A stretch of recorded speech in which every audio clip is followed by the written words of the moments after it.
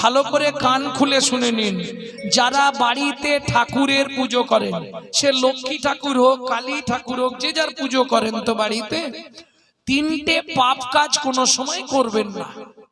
কি কি তিনটে পাপ কাজ?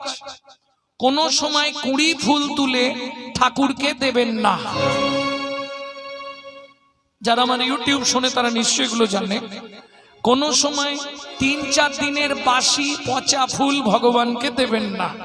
২, ৩ নম্বর, যেটা আপনারা সব সময় পাপটা করেন, এটা করবেন না।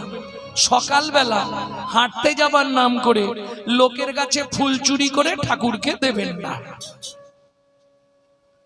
কি হলো, হাসছে কেন? মানে যারা করে তারা হাসছে নাকি?